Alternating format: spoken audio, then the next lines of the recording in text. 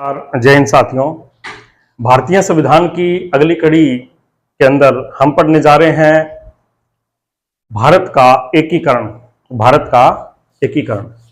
Integration of India, ये हमारा topic है। अब ये भारत का एकीकरण, क्या भारत बिखरा हुआ था? बिल्कुल भारत बिखरा हुआ था। दरअसल क्या हुआ, जब अंग्रेज भारत को छोड़कर गए 15 अगस्त 1947 को हमारा देश आजाद हुआ, उस वक्त उन्होंने छोटी बड़ी करके हमारे देश में है ना 565 रियासतें बना के छोड़ दी थी। कितनी? 565 रियासतें बनी हुई थी और सबको यह कह दिया भाई हम दो देश बना रहे हैं, एक है भारत, एक है पाकिस्तान। अच्छा, आपकी रियासतें हैं, आपका मन कर रहा है आप भारत में मिलिए, आपका मन कर रहा है आप पाकिस्तान में मिलिए, और आपका मन कर रहा है तो आप अपने आप को स्वतंत्र देश बना लीजिए।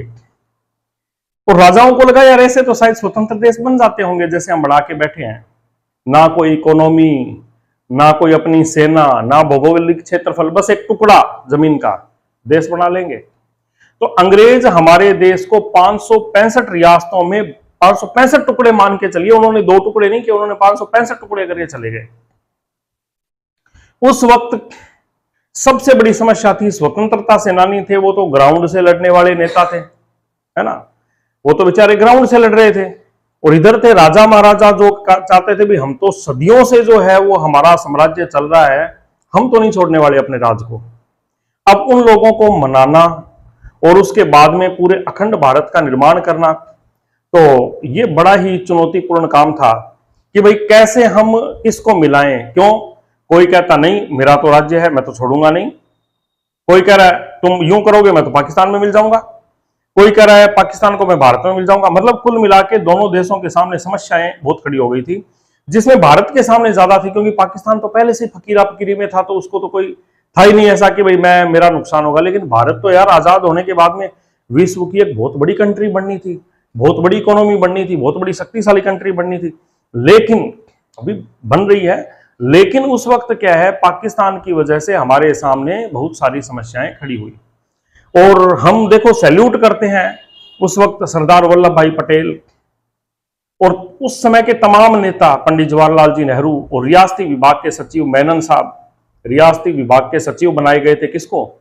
मेनन साहब को, वीपी मेनन को, कि भाई साहब आप है ना जो पूरे देश के जितने राजा महाराजा है उनको आप तैयार कीजिए, एक हो जाए।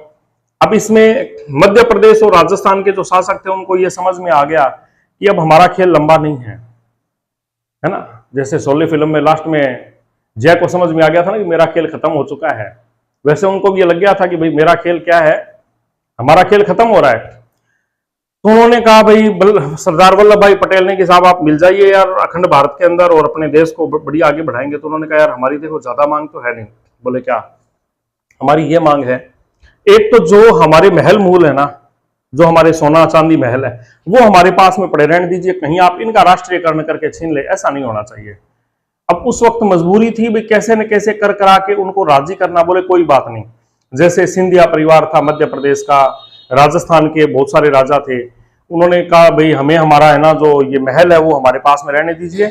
और बोले और हमारे खर्चे के लिए पेंशन खर्चा जो है उसके लिए, पहले तो वो क्या करते थे, राजस्व वसूल करते थे जनता से।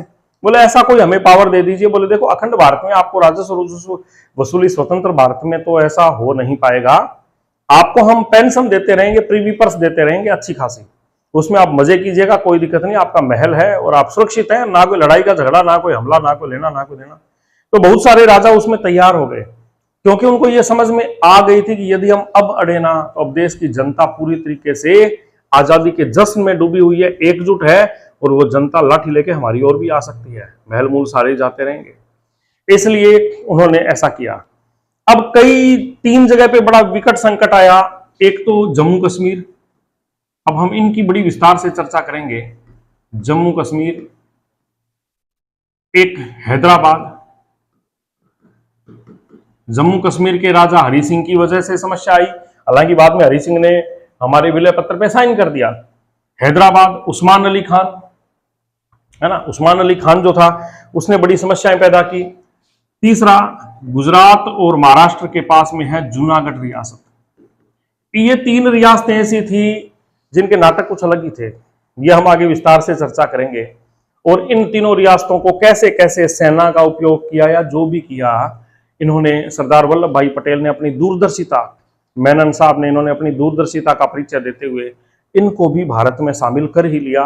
आज हम चाहे 100 बातें करें, देश में ये होना चाहिए था, वो होना चाहिए था, उस वक्त के उन्होंने ये नहीं किया, नेहरू जी ने ये गलती कर दी, पटेल साहब ने ये गलती कर दी, लेकिन एक सोचिए, आज हमें इतना तैयार कंट्री है, उसके बावजूद हमारे देश में समस्याओं का कोई अंत नहीं है। गली गली में समस्या, घर घर में समस्या है, बिजली की, पानी की, सड़क की, हर तरह की। सोचिए उस वक्त जब देश में ना संसाधन थे, ना अर्थव्यवस्था थी, सेना भी अंग्रेज बोले साहब जब तक आपका संविधान नहीं बनता, ना आपका राष्ट्रपति नहीं बनता, तब तक सेनापति हमारा रहेगा, वही रहेगा भारत में, वही रहेगा कहां, पाकिस्तान में। ऐसा ही एक अंग्रेज सेनापति भारत में रहेगा और ऐसा ही अंग्रेज सेनापति पाकिस्तान में रहेगा। और इधर यूएनओ की दखलंदाजी, यूएनओ का गठन 1945 में हो गया था, तो यूएनओ की दखलंदाजी और शुरू हो गई थी कि भाई अब जैसे ये कह रहा है हैदराबाद का निजाम कि मैं तो स्वतंत्र रहूंगा, इधर ये हरि सिंह जी कह रहे हैं मैं स्वतंत्र रहूंगा, ये जो मोहम्मद मुगल बाबी वंश के शासक थे ये भी कहते हैं कि हम तो पाकिस्तान में मिलेंगे, इधर राजस्थान में भी थे जोधपुर के और के शासक बोले हम तो पाकिस्तान में मिलेंगे। अब उन सब को यदि आप अचानक उनके ऊपर यदि हम कहें कि शक्ति का उपयोग करोगे, तब तो यूएनओ में मामला चला जाएगा, तब तो मामला फंस जाएगा, जैसे जम्मू कश्मीर बहुत सालों तक फंसा हुआ रहा। लेकिन अपनी कैसे भी कर करा के कूटनीति, जिसकी हम चर्चा बड़ी विस्तार से करेंगे यहाँ पे, और किस प्रकार से भारत के ये तीनों अखंड भाग बने हैं। तो भारत में धीरे धीरे देखो ये 3 रियासतें मिली, बाकी सारे जितनी रियासतें थी वो मिली। शुरू में राज्य 4 प्रकार के थे, बाद में भारत में 2 ही प्रकार के राज्य रखे, ए और बी श्रेणी। पहले 4 थे, ए बी सी डी, फिर ए बी 2 श्रेणी। कौन कौन से आयोग आए, है ना। इसके अलावा सिर्फ अंग्रेजों के ही आधिपत्य में जमीनें नहीं थी, हमारे जमीन के कुछ भाग पुर्तगालियों और फ्रांसीसियों के आधिपत्य में थे, करीब 500 साल पुरानी जमीनें, उनसे भी जमीनें छुड़ानी थी, जैसे दादर, नगर हवेली, गोवा, किरनकल, माहे, ये तमाम जगह थी जो कुछ पुर्तगालियों के पास में थी, कुछ फ्रांसीसियों के पास में थी। इधर सिक्किम को तिब्बत का भाग बता के चाइना अपना भाग मानने बैठा था। किस तरह से इन्हें धीरे धीरे भारत का भूभाग बनाया गया, ये हम भारत के एकीकरण में विस्तार से पढ़ते हैं। तो चलिए सब ध्यान लगाइए कि किस प्रकार से भारत का एकीकरण हुआ, है ना। तो सबसे पहले देखो राष्ट्रीय एकीकरण। अक्टूबर 1947 में जम्मू कश्मीर का विलय किया गया। कब अक्टूबर? 26 अक्टूबर 1947। अरे भाई 15 अगस्त 1947 को देश आजाद हो गया। 15 अगस्त 1947, सितंबर निकाल दिया, अक्टूबर में आ रहे हो, करीब 2 महीने 2.5 महीने आपने लगा के फिर कह रहे हो हम तो भारत में मिलेंगे, तब तक कह रहे हो कि हम तो आजाद रहेंगे। तब तक कश्मीर में क्या क्या समस्याएं पैदा हो गई, जिसको आज तक सुलझाने में बड़ा जोर आ रहा है। और यहां के शासक कौन थे? हरि सिंह जी ने विलय पत्र पर साइन कर दिया। ये 2 लाइनें हैं, लेकिन ये 2 लाइनें नहीं है, अभी हम इस पर बहुत चर्चा करेंगे।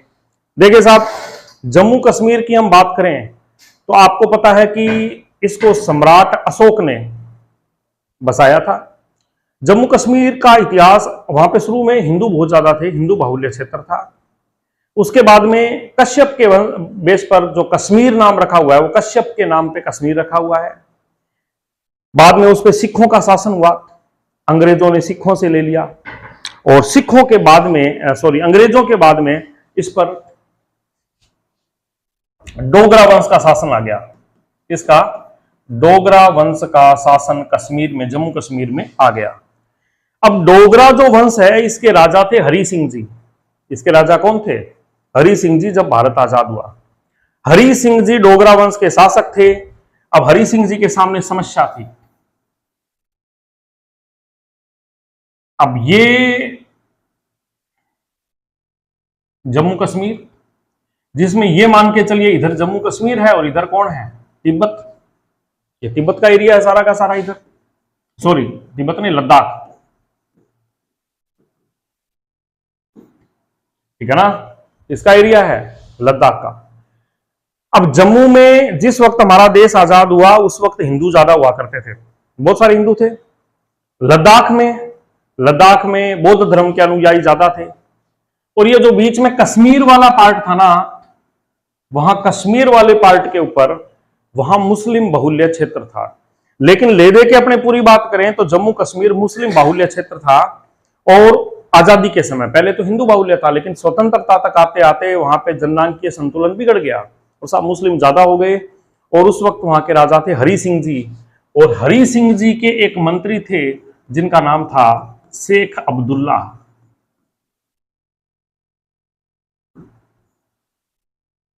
शेख अब्दुल्ला साहब बड़े चतुर और थोड़े इंटेलिजेंट भी कह सकते हो, इस टाइप के आदमी थे, ध्यान देना। तो जम्मू कश्मीर के राजा कौन हुए? हरि सिंह जी। और इनके मंत्री कौन हुए? शेख अब्दुल्ला। हरि सिंह जी के मन में आ गई कि साहब हम तो जम्मू कश्मीर को अलग देश बनाएंगे और इसको स्वतंत्र रियासत रखेंगे, हम भारत में ना मिलेंगे ना हम पाकिस्तान में मिलेंगे। अब जम्मू कश्मीर यदि हम देखें तो कहते हैं धरती का स्वर्ग है ना, धरती का स्वर्ग है, बहुत कुछ है वहां पे संसाधन। अरे साहब सेब केसर वगैरह वो तो देख ही लीजिए, लेकिन वैसे भी बहुत है, पर्यटन भी काफी है। हरि सिंह जी ने शेख अब्दुल्ला के बहकावे में आके और ये कह दिया कि हम तो क्या रखेंगे, इसको स्वतंत्र देश रखेंगे। अब अपने जो पटेल साहब बोले यार हरि सिंह जी ऐसे मत करो यार, मान जाओ विलय पत्र पे साइन कर दो, आ जाओ इधर है जो, वहां आपको पाकिस्तान वाले बहुत परेशान करेंगे। नहीं नहीं, मैं तो अपना स्वतंत्र रहूंगा, मैं नहीं मिलना उनके अंदर, मैं आपके साथ में नहीं मिलूंगा। 15 अगस्त 1947 को उनको खूब का नहीं माने। कुछ ही समय में इधर पाकिस्तान ने कहा कि आप हमारे में मिल जाओ, यहां मुस्लिम आबादी। बोले नहीं नहीं नहीं, हम नहीं मिलेंगे, हम अपने आप को स्वतंत्र रखेंगे। पाकिस्तान ने अपने सेना को कहा कि भाई साहब ऐसे करो, इस पे हमला कर दो, हमला करके इसको अपने अंदर शामिल कर लो। वहां के जो सेनापति थे उन्होंने कहा, सेना के जो सेनाध्यक्ष थे वो अंग्रेज थे, उन्होंने कहा नहीं भैया ऐसे अब नहीं कर सकते हैं, आप विलय पत्र पे साइन कीजिए, फिर यदि नाटक होते हैं तो हम हमला करेंगे। ऐसे ही भारत में पटेल साहब ने भी कहा, सरदार वल्लभ भाई पटेल गृह मंत्री थे, वो भी सेना के पास में गए, सेनापति को बोल रहे कि सेनापति हमला कीजिए भाई साहब। उसने कहा है विलय पत्र ले आओ, हमला कर देंगे, विलय पत्र नहीं है हमला नहीं करेंगे। दोनों के सामने समस्या।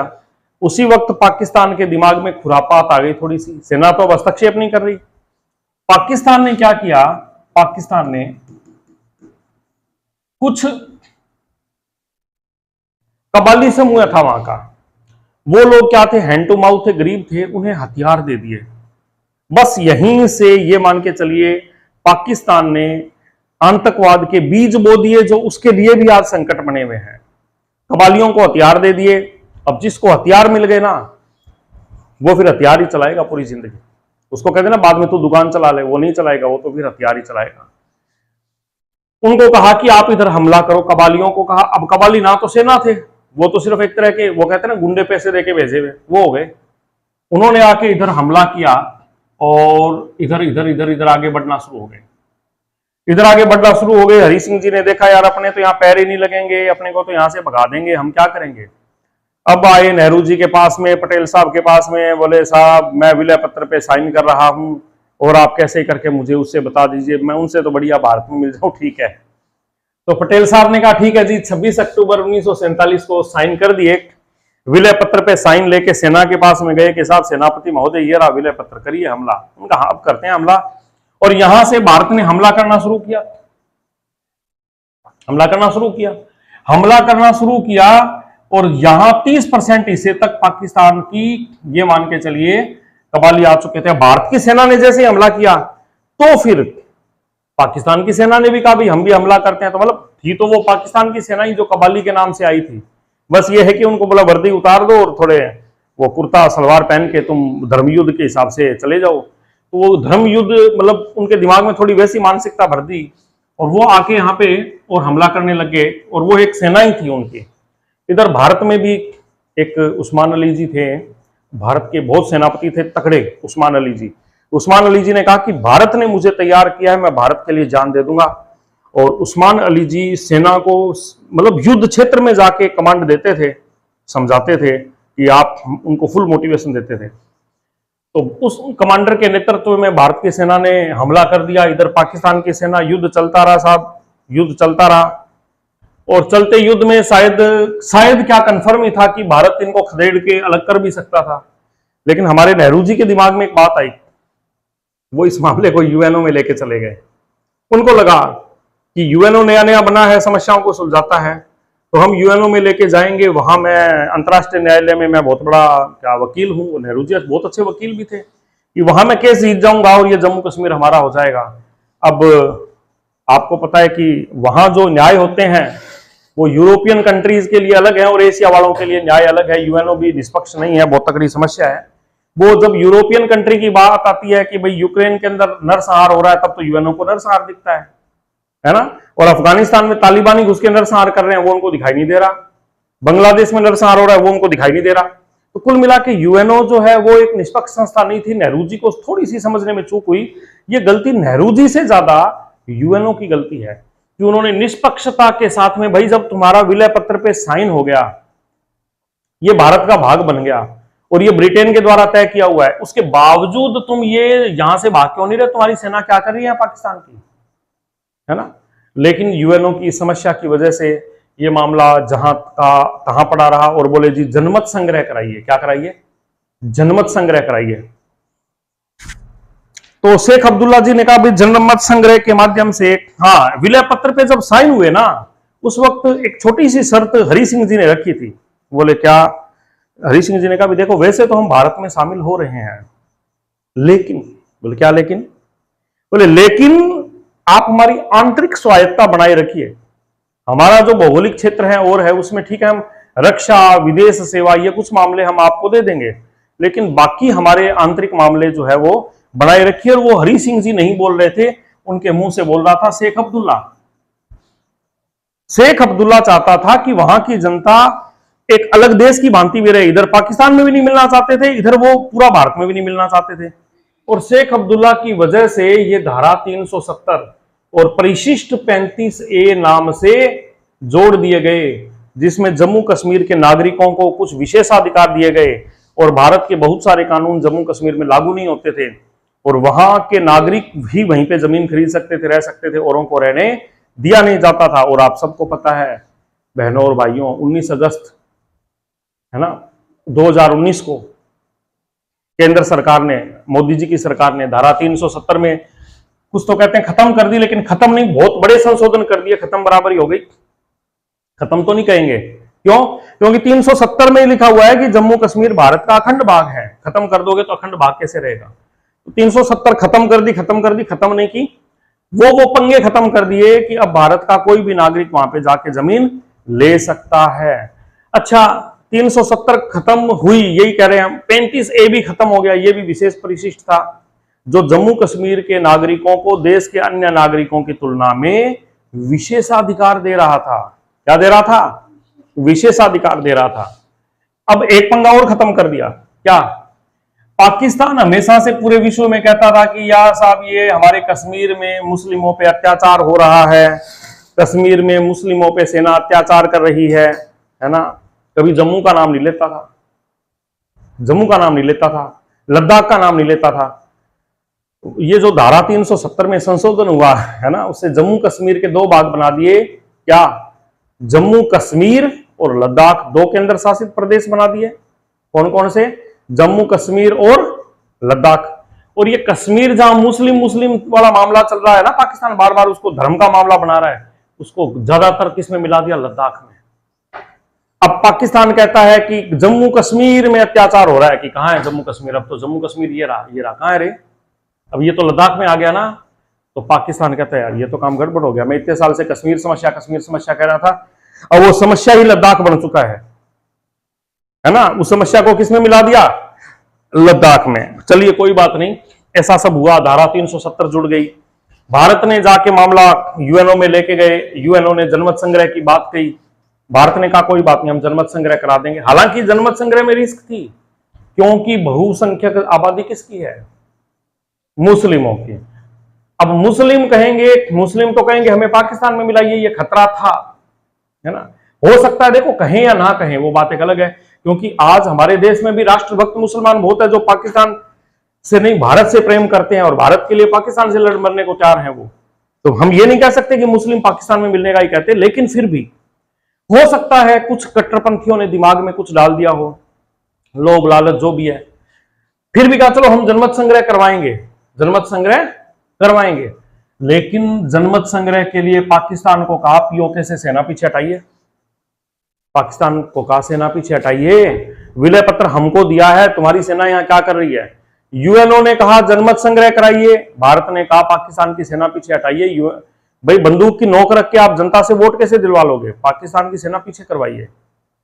पाकिस्तान ने कहा भारत की भी करवाइए, बोले भैया हमारे पास विलय पत्र है, ये हमारे में मिले हुए हैं, ये तो हमारा भाग है। हाँ ये यदि कहेंगे हमें स्वतंत्र करो तो बाद की बात है, लेकिन फिलहाल तो हमारा भाग है ना, तुम्हारा क्या है यहां। अब पाकिस्तान क्या है उसको पता है, जैसे हम पीछे हटेंगे और जनता वोट दे देगी भारत में मिलने का और हम मारे जाएंगे, ये भाग और जाता रहेगा। पाकिस्तान पीछे हट नहीं रहा, जनमत संग्रह हो नहीं रहा, और धारा 370 75 साल से हमारे संविधान में पड़ी थी, और उसमें आपको पता है अगस्त 2019 में संशोधन करके, और अब इससे भारत का अखंड भूभाग पूरी तरीके से बन चुका है। अखंड पहले भी था, अब अखंड होके आप पक्के में एकदम, अब ये राज्य भी नहीं रहा, अब ये केंद्र शासित प्रदेश बन चुका है और देश के सभी कानून यहां लागू होते हैं। लेकिन दो समस्याएं जम्मू कश्मीर की हमारे साथ में परमानेंटली जुड़ी हुई है। एक तो ये पीओके वाला भाग जो है 30% हिस्सा है जिसे पाकिस्तान ने कब्जा लिया है, ये हम लेंगे उनसे भाई, कभी न कभी पक्का लेंगे, ठीक है ना। ये भाग हम लेंगे 30% जो इन्होंने कब्जा कर लिया है, हमारा है ये। एक समस्या इन्होंने और पैदा कर दी, कौन सी, जब पाकिस्तान के पास में था तो यहां पे अक्साई चीन है, ये लद्दाख का भाग है, लद्दाख हमारा है, और पाकिस्तान की वजह से 1962 की लड़ाई में चीन ने यहां पे कब्जा मार लिया और ये हमारा भाग बन गया, ये उनका भाग बन गया, ये भी हमारा है। मतलब भारत के जम्मू कश्मीर जो इतना बड़ा हम दिखाते हैं उसका 30% ये खा गया, 10% ये खा गया, दोनों चोरों ने मिलकर 40% हिस्सा हमारा कब्जा मार लिया। ये हमें इन दोनों से लेना है, ठीक है। अब एक और पंगा करने के चक्कर में थे, यहां पे एक बहुत बड़ा भारत का सबसे ऊंचा, भारत का नहीं पूरे विश्व का सबसे ऊंचा अपने कह सकते हैं युद्ध भूमि क्षेत्र कौन सा है, सियाचिन ग्लेशियर। सियाचिन ग्लेशियर जो दुनिया का सबसे ऊंचा युद्ध भूमि क्षेत्र है, ना सिर्फ सबसे ऊंचा है बल्कि सबसे दुर्गम भी है, सबसे मुश्किल भी है। -50 डिग्री सेंटीग्रेड पानी, -50 डिग्री जानते हो आप, यदि किसी ने पानी पीना चाहे ना तो पानी भी नहीं पी सकता, किसी ने यूं थूक दिया ना तो बर्फ बन जाएगी, हालात ये हैं। अब सोचिए -50 डिग्री पर यहां पे सियाचिन ग्लेशियर में कोई कैसे रहे, सर्दियों में बहुत भयंकर बर्फ जमती थी। तो एक समझौता हुआ था शुरू से भारत पाकिस्तान का कि भाई जब सर्दियां आएगी ना उस वक्त हम अपनी अपनी सेना यहां से हटा लेंगे, क्योंकि सैनिक क्यों मरे, हम एक दूसरे के लिए ही तो कर रहे हैं। बोले हाँ, बोले हम यहां से अपनी अपनी सेना हटा लेंगे, कोई बात नहीं। अब इधर क्या हुआ, -50 डिग्री पर रहने के लिए बहुत, मतलब नॉर्मल कपड़े में तो हम रह नहीं सकते, तो वहां के लिए विशेष कपड़े चाहिए। जब सर्दियों का मौसम आया, भारत वाले अपनी चौकी से पीछे हट गए और पाकिस्तान वाले अपनी चौकी से पीछे हट गए, बोले कोई बात नहीं, अब वापस गर्मी आएगी तब जाएंगे। उससे पहले पाकिस्तान की फौज यहां पे पहुंच गई सर्दियों में, पाकिस्तान की फौज यहां पहुंच गई सर्दियों में, भारत वालों को पता नहीं चला, सर्दियों में पहुंच गई और भारत की चौकियों पे कब्जा मारकर उनके सैनिक बैठ गए कि अब अगली गर्मी में भारत वाले आएंगे, हम घुसने नहीं देंगे। अब वहां से कुछ पर्वतारोही आ रहे थे पर्यटक, और आके भारत में आए और नक्शा दिखाया, बोले जी हम देखिए इसके ऊपर से आए हैं और यहाँ पाकिस्तान वालों ने हमें परमिशन दी है। तो भारत की सेना ने वो परमिशन देखी, बोले अरे ओए ये अक्साई, ये जो सियाचिन है, ये सियाचिन ये हमारा है भाई, पाकिस्तान परमिशन देने वाला कौन है। लेकिन सेना ने एक बार उन पर्वतारोहियों को नहीं कहा ऐसा कुछ, आके सरकार को बताया कि ऐसे ऐसे करके पाकिस्तान के सैनिक वहां पहुंच चुके हैं, ये सूचना हमें पर्वतारोहियों ने बता दी है। तो बोले कि जी आप एक काम करो, हमला करो। 1984 की बात है, इंदिरा गांधी की सरकार थी, बोले सियाचिन ग्लेशियर पर हमला करो। तो इंदिरा गांधी जी को बोले मैडम ऐसे हमला नहीं हो सकता है। क्यों नहीं हो सकता? बोले -50 डिग्री सेंटीग्रेड टेम्परेचर है जिसपे इंसान नहीं रह सकता। बोले वो पाकिस्तान वाले कैसे पहुंच गए? बोले ये हमारे भी समझ में नहीं आ रहा कैसे पहुंच गए, लेकिन वहां के लिए स्पेशल कपड़े चाहिए। बोले कपड़े लाओ। बोले कपड़े बनाता है एक ही देश, उसका क्या नाम है? बोले नॉर्वे। उसका क्या नाम है? नॉर्वे। नॉर्वे के पास में गए, बोले साहब हमें आप है ना सेना के लिए 10,000 मतलब 10,000 हमें वर्दियां दीजिए जो -50 डिग्री वाली है वो। उन्होंने कहा वर्दियां हम बनाते हैं लेकिन हम दे नहीं सकते अभी। बोले क्यों? बोले अभी एक और देश का ऑर्डर है, वो पहले 5,000 वर्दी ले जा चुका है, अभी वो 10,000 और मांग रहा है, पहले उनकी ऑर्डर पूरा करेंगे फिर आपका हम देंगे, 2 साल लगेंगे उसमें। बोले कौन है वो देश? बोले पाकिस्तान। तब समझ में आया कि अरे वो -50 डिग्री पर इसलिए घुसे हुए हैं कि उनको यहां से कपड़े मिल गए। भारत सरकार ने कहा आप कैसे ही कीजिए, हमें वर्दी दीजिए, 2,000 ही दे दीजिए एक बार। बोले नहीं दे सकते, उनका पैसा एडवांस में आया हुआ है, पहले उनका माल तैयार होगा फिर आपका बनेगा। तब भारत ने कहा अरे यार ये तो समस्या होगी, कल को उनके 10,000 देंगे तब हमारे वर्दी सिलेंगे, तब हम जाएंगे, तब तक तो उनके और फौजी वहां पहुंच जाएंगे, हम वहां कैसे हमला करेंगे? ये समस्या तकड़ी हुई भारत की सेना के सामने। ब्रिगेडियर ने कहा भाई साहब बोलिए, हमारे सामने ये समस्या है, क्या आप -50 डिग्री पर वहां हमला करने को तैयार हैं? वर्दी नहीं है, वर्दी हमारे वाली है सिंपल। बोले हम तैयार हैं। भारत की सेना ने कहा हम तैयार हैं, क्योंकि वो हमारी मातृभूमि का टुकड़ा है। और भारत की सेना चढ़ाई पे सफेद कपड़े, सफेद दस्ताने, सफेद मतलब अपनी सेना की वर्दी के ऊपर सफेद पहन लिए, जिससे कि ऊपर चढ़े ना बर्फ में पता ना चले कौन है। और भारत की सेना जाकर वहां पर एक जगह पे तंबू ताड़ लिया, रुक गई। रात को पाकिस्तान की सेना आती हुई दिखी, भारत ने धड़ाधड़ उन पे हमला कर दिया और पाकिस्तान की सेना मारी गई। और भारत वाले खुशी से झूम उठे। बताइए क्यों? एक तो यूनिफॉर्म भी तो मिल गई और एक वो भी मर गए, उनकी यूनिफॉर्म निकाली, इंडिया वालों की यूनिफॉर्म, उनको कहा तुम चलो ये पहन लो कोई बात नहीं, और वो यूनिफॉर्म उनकी ली। और उतने में अगले ही दिन पाकिस्तान का हेलीकॉप्टर आया और उसने देखा कि ये तो हमारे वाले सैनिक हैं, जबकि उन वालों को तो जमीन में दफन कर दिया था। पाकिस्तान वालों ने भोजन पहुंचाया, वहां ऊपर से भोजन गिराया, यूनिफॉर्म गिराई। भारत वालों ने कहा ओके ओके भैया थैंक यू, कोई दिक्कत नहीं है, यूनिफॉर्म ले ली, ठीक है, भोजन भी ले लिया और फोन किया अब इंडिया के अंदर। क्योंकि तब इनको क्या है कि रेडियो स्टेशन पे बात करने का मना किया हुआ था, भाई रेडियो के सिग्नल पाकिस्तान में जा सकते हैं। अब फोन किया, बोले साहब काम हो गया। बोले कैसे? बोले यूनिफॉर्म वर्दी भी मिल गई, खाना भी मिल गया और उनको हमने निपटा भी दिया। बोले ऐसे कैसे निपटा दिया? वर्दी कहां से आई? बोले वर्दी उन्हीं को मारा, उनकी वर्दी ले ली, उनके अभी हेलीकॉप्टर आया था, खाना देगा, खाना ले लिया, उन्होंने वर्दी देखी हमें और वर्दी और दे दी है। ऐसे करके मामला बना और कुल मिला के सियाचिन ग्लेशियर पे भारत की सेना ने अपना तिरंगा फहरा दिया और इस ऑपरेशन का नाम था ऑपरेशन मेघदूत। क्या नाम था? ऑपरेशन मेघदूत। तो इस प्रकार से भारत ने पाकिस्तान को अपना हिस्सा, पाकिस्तान को नहीं सॉरी, जम्मू कश्मीर को अपना हिस्सा बना लिया ऑपरेशन मेघदूत के माध्यम से सन 1984 में। कब? सन 1984 में। अब जो अगली कहानी है देखिए, ये आपको जम्मू कश्मीर का तो बढ़िया से आ गया होगा समझ में। अब आगे हैं जूनागढ़ रियासत का भारत में विलय, फरवरी 1948। बात तो इतनी सी है कि जूनागढ़ रियासत का भारत में विलय कैसे हुआ, जनमत संग्रह करवाया गया। देखो बड़ी बड़ी बात तो इतनी है, जूनागढ़ जनमत संग्रह, जम्मू कश्मीर विलय पत्र से, हैदराबाद पुलिस कार्यवाही से। सेना की क्यों नहीं, पुलिस की क्यों? बताएंगे आगे। पुलिस ही क्यों गई, सेना क्यों नहीं गई? तो देखिए जूनागढ़ रियासत जो थी वो आपको पता है कि गुजरात और महाराष्ट्र के टच में थी। कहां पे थी? गुजरात और महाराष्ट्र के टच में। यहां का मोहम्मद मुहावत खान जी तृतीय, ये बाबी वंश का शासक था। ये क्या था? बाबी वंश का शासक था और ये यहां पे राज चला रहा था जूनागढ़ में। ये महाशय कहते हैं कि मैं जूनागढ़ को स्वतंत्र रखना चाहता हूं, मैं जूनागढ़ को स्वतंत्र रखना चाहता हूं। क्योंकि बोले क्यों? पटेल साहब ने कहा भाई क्यों, किस लिए, भारत में क्यों नहीं मिलना चाहता, क्या प्रॉब्लम है? बोले जी मैं सॉरी, इसने ये नहीं कहा मैं भारत को स्वतंत्र रहना चाहता हूं, ये बोला मैं पाकिस्तान में मिलना चाहता हूं। इसमें मिलना चाहता हूं, पाकिस्तान में मिलना चाहता हूं। तो उन्होंने कहा क्यों?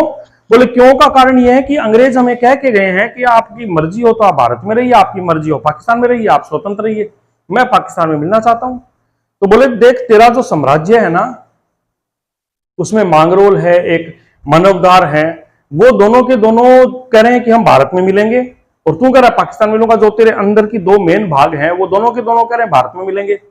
और यहां की बहुसंख्यक जनता हिंदू थी, वो सभी भारत में मिलने के इच्छुक थे। ये बोला नहीं, मैं पाकिस्तान में मिलना चाहता हूं। बोले देख, तेरे को जनता कहां जाएगा तू पाकिस्तान में, तेरे को जनता जाने भी नहीं देगी, तेरे को जनता जाने भी नहीं देगी यहां से, तू जाने की सोच तो रहा है। नहीं माना, नहीं माना तो यूएनओ में फोन कर दिया। फोन नहीं किया, यूएनओ में ये बोले कि जी मैं तो अलग से अपना पाकिस्तान में मिलना चाहता हूं। विलय पत्र भी इसने तैयार कर लिया। तब तक भारत सरकार ने यूएनओ को कहा कि भाई हम जनमत संग्रह करवा लें। बोले करवा लीजिए। जनमत संग्रह करवाया, और आपको बता दें 9 नवंबर 1947 को वहां जनमत संग्रह हुआ। जनमत संग्रह में 91% जनता ने कहा कि हम भारत में मिलना चाहते हैं। क्या हम भारत में मिलना चाहते हैं? तब भारत सरकार ने कहा भाई ओए, अब मान रहा है कि नहीं मान रहा प्रेम से? अब माने तो ठीक है, जनता ने कह दिया है, यूएनओ के अंदर मामला गया हुआ है, अब तू नहीं मानता तो हम सेना भेजते हैं, तेरे मार जूते की भगा देंगे पाकिस्तान में, तू जा, भाग जा। ये पाकिस्तान में भाग गया, और ये जो जूनागढ़ रियासत है वो भारत में मिल गई। ये कहानी चली थी कहां पे? जूनागढ़ रियासत में। तो जूनागढ़ रियासत का शासक कौन था? मोहम्मद मुहावत खान जी तृतीय बाबी वंश का शासक था। और कहा क्या करूंगा, जूनागढ़ को कहां मिलाना चाहता हूं? पाकिस्तान में मिलाना चाहता हूं। अच्छा, अब सुनो भाई, अब एक बात और,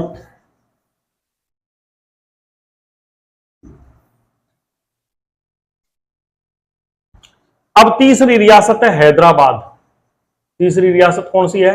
हैदराबाद। हैदराबाद रियासत की कहानी को सुनो। हैदराबाद का था उस्मान अली खान।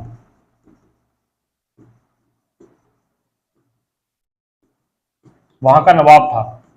क्या था वहां का? नवाब।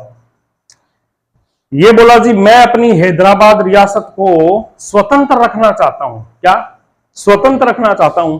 और यहां पर इसके कुछ कट्टरपंथी अर्धसैनिक बल थे। कट्टरपंथी अर्धसैनिक बल, जिन्हें हम कहते हैं रजाकार। आरएस मेंस 2023 में आया था प्रश्न कि हैदराबाद रियासत में रजाकारों की भूमिका को स्पष्ट कीजिए। कौन थे? रजाकार। वो रजाकार जो थे वो बड़े बदमाश थे। इन्होंने खूब सांप्रदायिक दंगे किए, और बोले कि जी हम ना सिर्फ हैदराबाद को स्वतंत्र रखेंगे, और ये अंदरूनी पाकिस्तान से मिला हुआ था, और ये चुपचाप 9 करोड़ रुपए पाकिस्तान को मदद भी कर दी, क्योंकि हैदराबाद उस वक्त सबसे बड़ी रियासतों में से एक थी। आर्थिक दृष्टिकोण से भी बहुत सुदृढ़ थी। आज भी आपको पता है हैदराबाद जो शहर है वो टेक्नोलॉजी में और में सब में आगे है। तो उस वक्त भी काफी आगे था। और ये उस्मान अली खान के पास में पैसा खूब था, इसने 9 करोड़ तो पाकिस्तान की मदद कर दी। वहां जो रजाकार थे, रजाकार कौन थे? उसके अर्धसैनिक बल। अर्धसैनिक बल वो क्या कर रहे थे? वहां पे जो हिंदू जमींदार थे उनके ऊपर हमले कर रहे थे, बहुत ज्यादा सांप्रदायिक दंगे। और अब आपको पता है कि जब कभी सेना हमला करती है किसी पे, तो सेना का काम होता है युद्ध जीतना, वापिस आना। लेकिन जब ये लफंगे हमले करते हैं तो ये लूट खसोट भी करते हैं। ये जाएंगे तो सिर्फ जनता को नहीं मारेंगे, ये क्या करेंगे? महिलाओं को उठा लिए, बच्चों को उठा लिए, दुकानें लूट ली, धन संपत्ति लूट ली। ये ज्यादा हरामखोर की प्रवृत्ति जो है वो ज्यादा रखते हैं। तो उस्मान अली खान जो थे, उनके इन रजाकारों ने तो ये सपने देख लिए थे कि भैया कुछ दिन और आजादी का जश्न मना लो, हम थोड़े ही दिनों में दिल्ली पे जो है वो हमला करने वाले हैं। क्या? दिल्ली पे हमला करके और दिल्ली के हम राजा बनेंगे, हिंदुस्तान में किसी को नहीं रहने देंगे, हमारी मर्जी के लोग रहेंगे। सरदार पटेल साहब को बड़ा गुस्सा आया, बोले साहब इन हरामखोरों पे हमला करो, हमला करो, सेना भेजो, हमला करो, सेना भेजो। लेकिन उससे पहले इसने यूएनओ में फोन कर दिया। यूएनओ 1945 में बन गया था, इसने यूएनओ में फोन कर दिया, बोले जी मेरा देश स्वतंत्र है और मेरा स्वतंत्र देश रहेगा। मुझे, मेरा देश जो है ना वो, मतलब हैदराबाद मेरा एक अलग देश है। पटेल साहब, जवाहरलाल नेहरू जी सब बैठे, बोले यार ये भारत के बिल्कुल बीचों बीच में एक रियासत कह रही है हम स्वतंत्र रहेंगे, और वो भी इतनी कट्टरपंथी रियासत, पाकिस्तान के अंदरूनी समर्थक। ये तो भारत के पेट में कैंसर के समान है। इसको भारत के पेट में कैंसर के समान बताया था किसने? सरदार पटेल ने।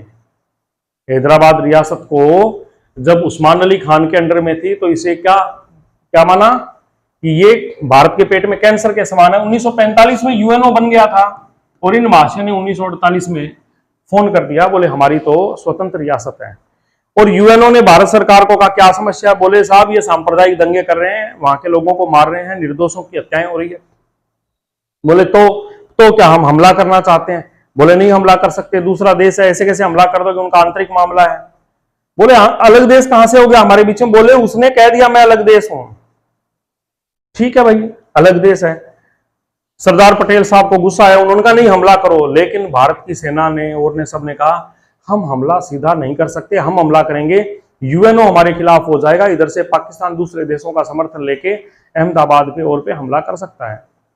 तो बोले कि क्या करें? बोले सेना के लिए हमला का मना किया है। किसने किसने किया सेना के लिए हमले का मना? यूएनओ ने मना कर दिया। तो बोले अब एक काम करो यार, सेना को बुलाया, बोले अपनी वर्दी चेंज करो, पुलिस की वर्दी पहनो। किसकी वर्दी पहनो? पुलिस की, और मारो इन हरामखोरों को। और सेना पुलिस का रूप लेके और हैदराबाद पे हमला कर दिया। और हम कहते हैं ये पुलिस कार्यवाही है। यूएनओ का फोन आया, बोले तुम्हें बोला था ना सेना का हमला मत करना। बोले सेना का नहीं किया साहब, आपने सेना का मना किया था। बोले हमने नहीं किया। बोले तो पुलिस कार्यवाही की है, पुलिस गई है। क्यों? बोले बदतमीजी कर रहे थे वो साहब जनता को मार रहे थे, बदतमीजी कर रहे थे, तो वहां की कानून व्यवस्था गड़बड़ हो गई थी। कानून व्यवस्था के लिए हमने पुलिस को भेजा, सेना तो हमारी पड़ी है, सेना भेजी नहीं हमने। यूएनओ बोले यार ये तो तरीका ठीक है। पुलिस कार्यवाही हुई।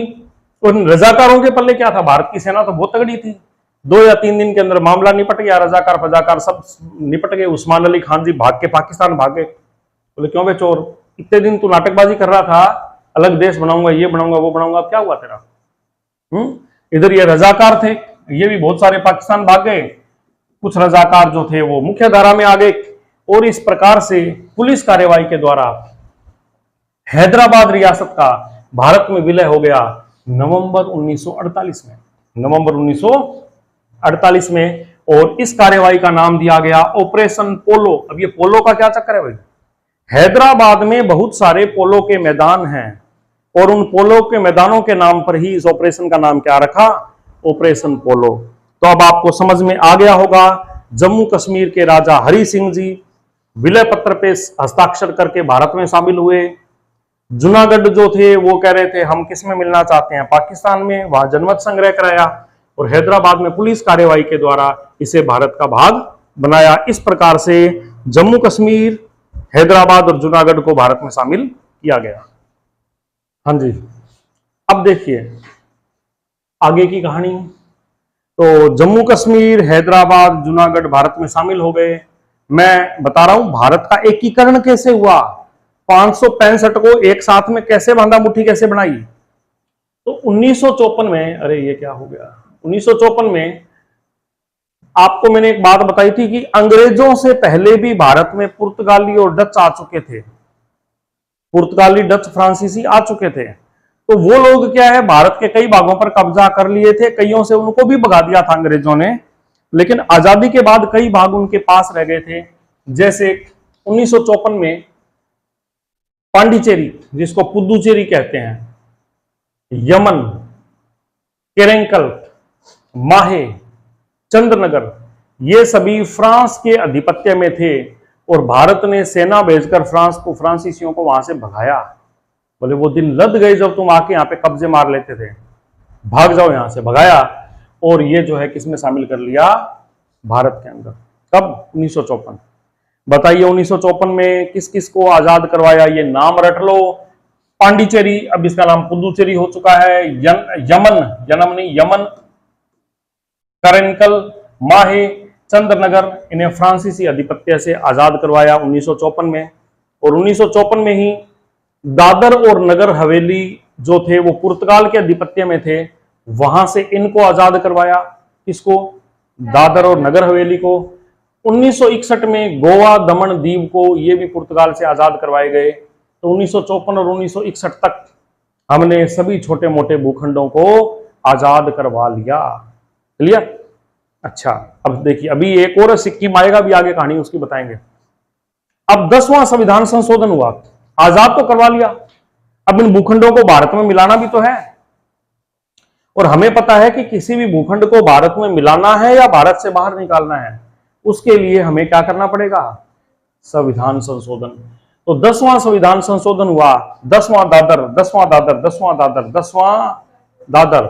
10वें संविधान संशोधन 1961 के द्वारा दादर व नगर हवेली को भारत में मिला दिया गया और ये क्या बन गए? यूनियन टेरिटरी, केंद्र शासित प्रदेश बन गए, दादर व नगर हवेली। ठीक है। 12वें संविधान संशोधन द्वारा 1962 में गोवा दमन दीव का विलय भारत में कर दिया गया। शुरू में गोवा भी यूनियन टेरिटरी था। अगले ही साल 12वें संविधान संशोधन से गोवा दमन दीव को किसमें मिला दिया? भारत में। ठीक है। कब? किससे? 12वें संविधान संशोधन से 1962 में। अब देखिए, गोवा शुरू में यूनियन टेरिटरी था, बाद में आपको पता है इसको भारत का क्या बना दिया? राज्य। सबसे छोटा राज्य गोवा ही है। दमन व दीव, दमन दीव इकट्ठा ही था, ये एक केंद्र शासित प्रदेश था। दादर व नगर हवेली एक केंद्र शासित प्रदेश था। लेकिन आपको पता है 2019 में इन दोनों केंद्र शासित प्रदेशों को मिला दिया और एक ही केंद्र शासित प्रदेश बना दिया है, दादर नगर हवेली दमन व दीव। दादर नगर हवेली दमन व, अब ये दो केंद्र शासित प्रदेश नहीं है, क्या है? एक ही है। आप याद करो, मैंने आपको एक दिन बात बताई थी, क्या बताई थी? कि जो हमारे पहले थे 7 यूनियन टेरिटरी थी, जम्मू कश्मीर और आ गया, और एक और कौन आ गया? लद्दाख। टोटल कितनी होनी चाहिए? 9। लेकिन इन दोनों को मिला दिया तो 2 के 1 हो गए, वापिस एक कम हो गया, और अब यूनियन टेरिटरी रह गई है 8। भारत में कुल कितने केंद्र शासित प्रदेश हैं? 8। तो 10वें से बनाया दादर नगर हवेली, 12वें से मिलाया गोवा दमन दीव, गोवा दमन और दीव। अब देखो आगे 14वां संविधान संशोधन। अब इनको क्यों बाकी छोड़े? 14वां संविधान संशोधन आ गया और 14वें से पांडिचेरी, यनम, माहे, केरेंकल, चंद्रनगर, इनको भी भारत में शामिल कर दिया और चंद्रनगर को मिला दिया पश्चिम बंगाल में। किसमें मिला दिया? और बाकी सबको पांडिचेरी, है ना, चंद्रनगर को तो मिला दिया पश्चिम बंगाल में, और पांडिचेरी, यनम, माहे, केरेंकल, इन सबको यूनियन टेरिटरी इकट्ठा कर दिया पांडिचेरी के साथ में। अब है कहानी सिक्किम की। सिक्किम जो थी एक अलग ही जगह थी, जिसका मैं थोड़ा सा नक्शा बता दूं आपको। इसमें चाइना का बड़ा इंटरफेयर था। देखना भाई साथियों सभी, ये क्या खांचा सा? नेपाल। ऐसे करके यहां हमारा ये सिक्किम है, चिकन नेक के एकदम पास में। सिक्किम बहुत इंपॉर्टेंट था भारत के लिए, भारत की नजर सिक्किम पे थी। असल में ये तिब्बत का भाग है, ठीक है, और ये भारत का भाग है। चाइना कहता है कि हमने तिब्बत पे तो कब्जा कर लिया, तो सिक्किम हमारा हुआ, हमने कब्जा कर लिया। तो बोले तुमने जिस भाग पे कब्जा किया वो सिक्किम नहीं है। कुल मिला के ये विवादित जगह थी। तो सिक्किम जो था उस पे शुरू में चांग्याल शासन, राजा का शासन था, और चांग्याल शासक ने ये कह दिया, उसको थोड़ा ठगाया पटाया, बोले देख तू चाइना वालों से क्या लेगा यार, तू भारत के साथ में, जैसे भूटान ने भारत के अंतर्गत, ये एक छोटे छोटे देश हैं जिन्होंने अपनी विदेश नीति सारी भारत को सौंप रखी है। देखो साहब, हमें तो अपनी दाल रोटी बनानी पकानी इतने से मतलब है ना, हमारी इतनी कोई अर्थव्यवस्था है ना, हमारा कुछ और है। हमारी सुरक्षा करना आपका काम है। आप सुरक्षा परिषद में अस्थायी प्रतिनिधित्व करो, स्थायी करो, उसमें भी हमारा आपके साथ में, हम आपके साथ में है। हमारी विदेश नीति है वो भी आपके थ्रू संचालित होगी, ठीक है। और यूएनओ में वोटिंग है वो, उसका प्रतिनिधित्व भी आप ही कीजिए, क्योंकि हमारा देश इतना बड़ा नहीं है।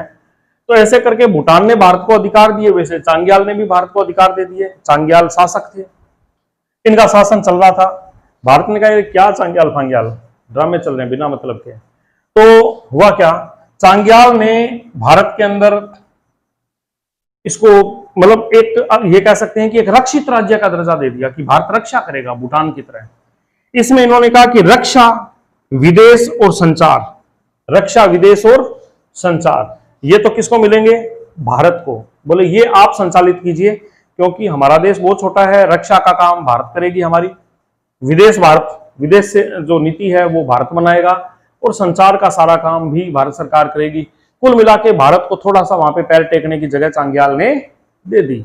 और चाइना से थोड़ी सी दूरी हो गई क्योंकि इन्होंने ये अधिकार चाइना को नहीं दिया, लेकिन चाइना बार बार कह रहा है कि ये तो मेरा है क्योंकि तिब्बत जो है मैंने जीता है, ये तिब्बत का भाग है। या तो कह दो तिब्बत का भाग नहीं है, बोले है तिब्बत का भाग, तिब्बत हमने जीत लिया तो हमारा हुआ ये बोले नहीं, देखो रक्षित राज्य है। अब क्या हुआ, 35वां संविधान संशोधन, इंदिरा गांधी की पैनी नजर चल रही थी इस पे कि हम किस प्रकार से इसको भारत का भाग बनाएं। 35वां संविधान संशोधन हुआ साथियों। 35वें संविधान संशोधन के माध्यम से सिक्किम को रक्षित राज्य से दर्जा इसका बदला थोड़ा सा। बोले रक्षित राज्य की बजाय इसको बनाया जाए कौन सा राज्य? एक मिनट रुकिए, थोड़ा सा इसके मार्कर लेट काम करते हैं।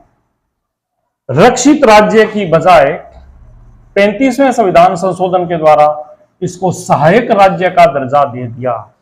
ये भारत का थोड़ा सा हमारा सहायक राज्य है, ठीक है। इसी के साथ इसे 2A में, आर्टिकल 2A में स्थान दिया गया और एक नई अनुसूची जोड़ी 10वीं। अब बार बार पूछते हैं कि 10वीं अनुसूची किससे है? दल बदल। अरे भैया दल बदल से तो बाद में आई है, सबसे पहले 10वीं अनुसूची कब जोड़ी गई? 1974 में। 10वीं अनुसूची सर्वप्रथम किससे संबंधित थी? इधर आ जाए दल बदल सिक्किम से संबंधित, तो सिक्किम दल बदल दोनों आ जाए तो भैया सिक्किम है। पहली बार तो सिक्किम से संबंधित ही थी, बाद में ये हटी और इसको बाद में किसमें? दल बदल के लिए बढ़ाई। अब कालांतर में सिक्किम में जनमत संग्रह करवाया तो सिक्किम की जनता ने कहा हमें चांग्याल फांग्याल के साथ में नहीं रहना, हमें तो भारत में मिलना है, हमें तो भारत में मिलना है। अब क्या हुआ, 35वें संविधान संशोधन के बाद 36वां संविधान संशोधन लगे हाथ करवाया और लगे हाथ करवा के जब शहर राज्य में देखा कि यार चाइना वाले तो सोए पड़े हैं, उनको पता ही नहीं चला, शहरा सहायक राज्य बना लिया। चाइना की प्रतिक्रिया ज्यादा नहीं है। अब चाइना की कुछ सरकारों की उथल पुथल थी, वो फंसे हुए थे। तो इंदिरा गांधी ने तो जिस प्रकार से बांग्लादेश को अलग किया था वैसे ही इसको भी धीरे से कलाकारी से अलग किया कि 36वें संविधान संशोधन द्वारा 1975 में सिक्किम का पूर्ण विलय कर दिया गया भारत में। अब इसके लिए कोई अलग अनुसूची की जरूरत नहीं थी, तो 10वीं अनुसूची को भी निरस्त कर दिया और आर्टिकल 2A को भी क्या कर दिया? निरस्त कर दिया। इस प्रकार से सिक्किम हमारा पूर्ण राज्य बन गया, सिक्किम भारत का पूर्ण राज्य बन गया। अब हम नेक्स्ट पढ़ेंगे कि राज्यों के गठन से संबंधित, भाई राज्य कैसे बनाए जाएं, उसके लिए तमाम आयोगों का गठन किया गया था, वो हम आगे पढ़ेंगे। ओके।